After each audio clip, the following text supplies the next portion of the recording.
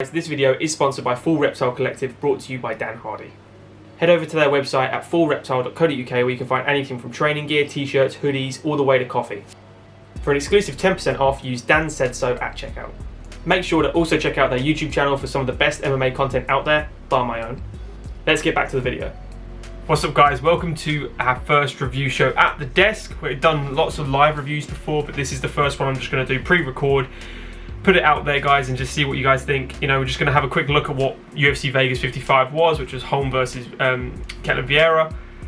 You know, we can talk about all that fight and a few others, but I'd love to hear your thoughts on the card, guys. We'll do these sort of reviews a day, maybe 2 days, depending on when I actually see the fights, because from the UK, obviously, got to stay up. Normally I watch the prelims live and then you go to bed, and then in the morning you're watching the main card before looking at your phone and seeing any spoilers. So you try and watch it as soon as possible. A lot of the time I do stay up all night to watch it. So you got to remember, from Europe and UK especially, it normally starts prelims at 1 AM. Luckily, the Vegas ones at 10 PM for us is when the prelims start. So there'll be a lot more of these reviews, guys, and I'd like to hear your thoughts.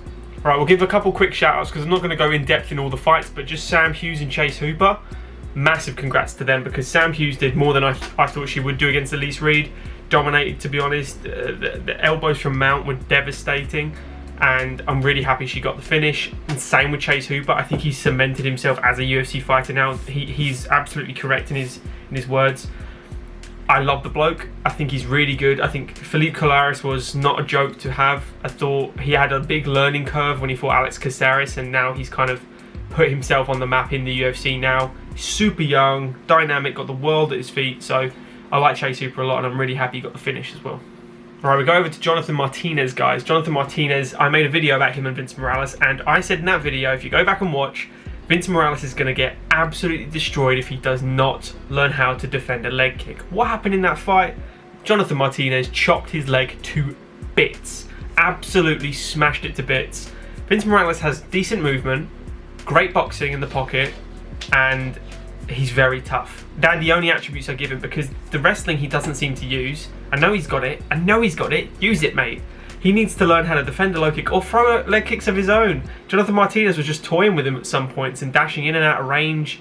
He looked phenomenal, Jonathan Martinez. I had him winning very comfortably.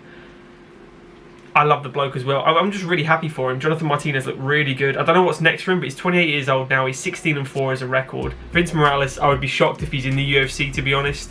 He might have one more chance, but he's been so up and down, and I don't know if he is UFC level. That might be quite harsh to say, because Jonathan Martinez is very good, but I'm not convinced he is, to be honest.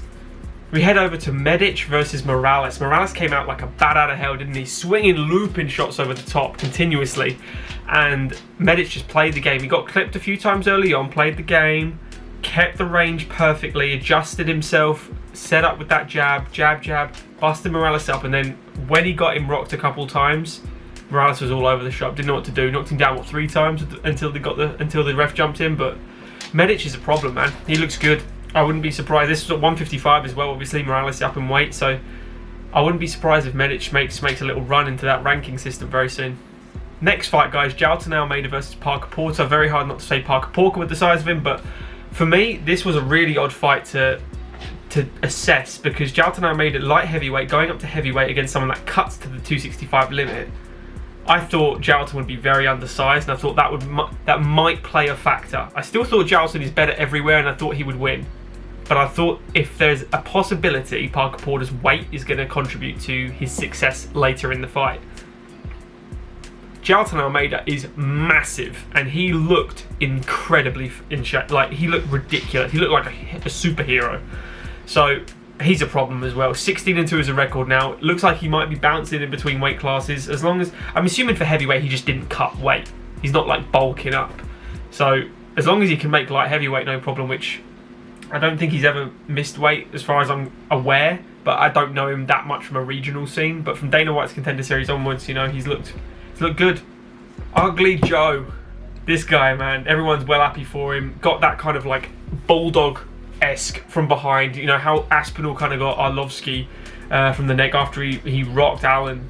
And Alan Armadovsky is he's a decent opponent. You know, he was 8-2 going into the fight. Joe was what, 8-1. Now he's 8-2 or 7-2, something like that.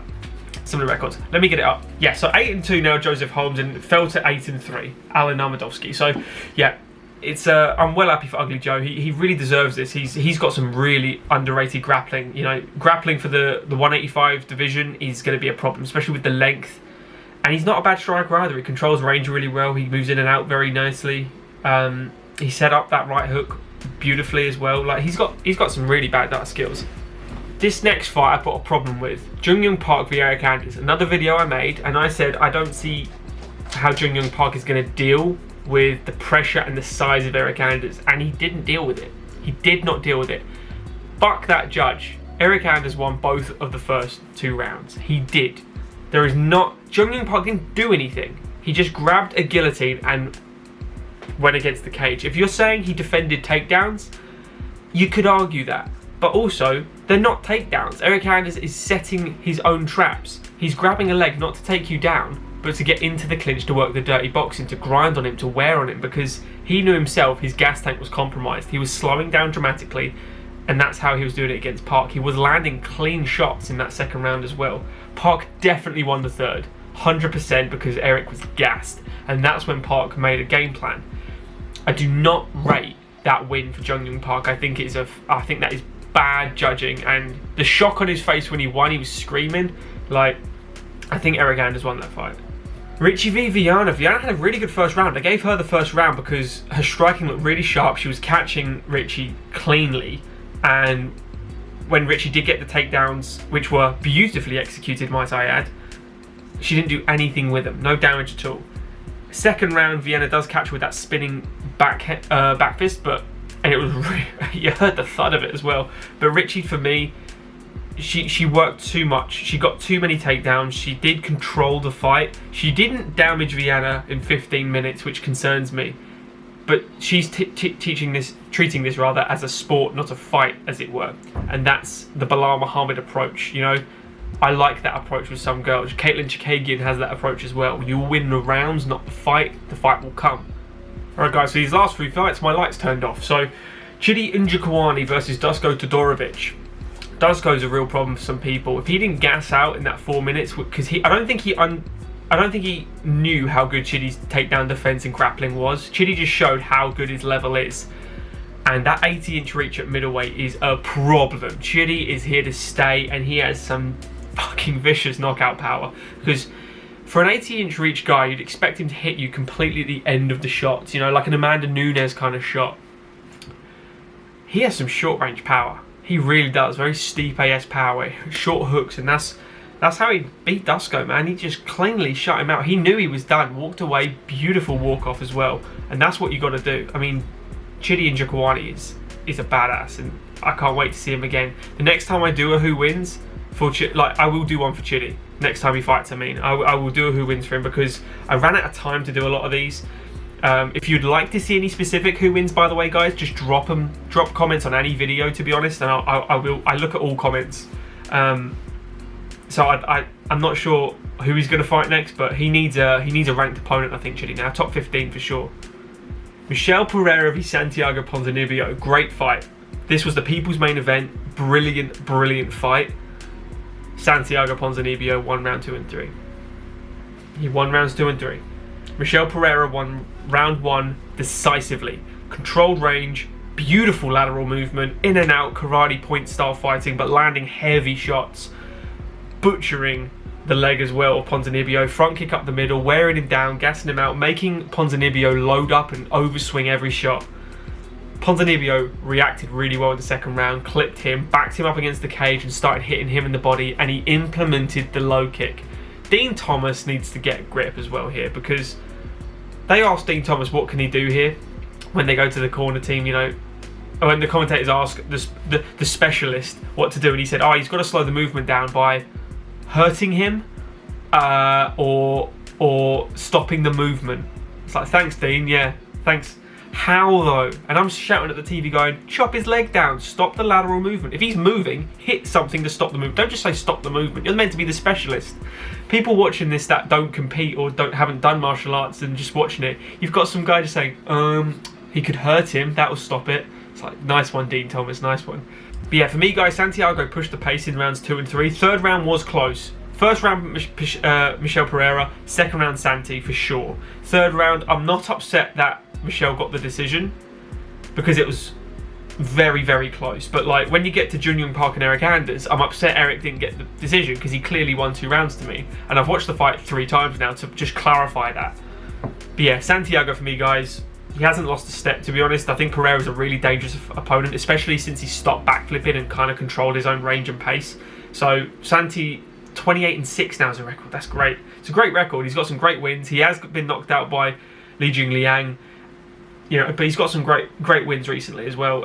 Taking a little break, comes against Michel Pereira. That is no joke. And I don't know how he makes that weight, and I thought he won. So Pereira's a problem for a lot of opponents as well. I just thought Santiago technically battered him from pillar to post in that second and outlasted him and outpointed him, landed the better shots in round 3.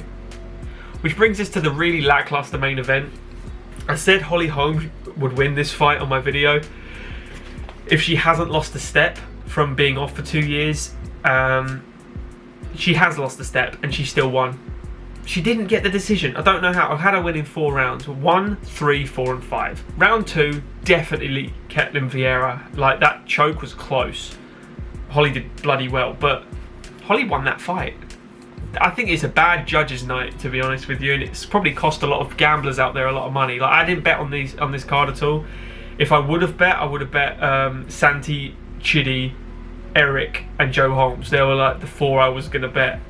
And I would have been screwed out of 2 of them, you know, so who knows. But Holly, for me, I know she, like, what's she going to do? She's not fighting for a title, and if she did, she's not going to win. Ketlen Vieira, this is her limit, this is her ceiling, a 40-year-old Holly Holm. It was a lot of cat and mouse, but I don't feel like Ketlen Vieira is elite, and I feel like Holly is no longer elite, and I think that's fair to say.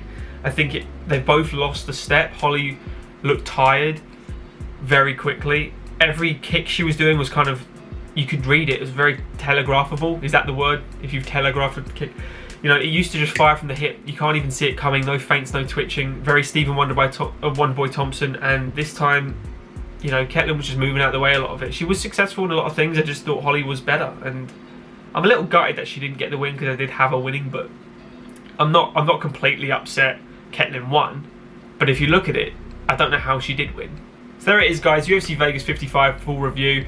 Nice quick one. We're going to keep these videos to hopefully under 15 minutes or so. We've got a week's break, and then we've got Alexander Volkov versus Jairzinho Rozenstruik, that full card, which I'll have some who wins. If you've got any specific fights you would like me to cover, I can put them in a poll or just write them in the comments. Top like ones get done.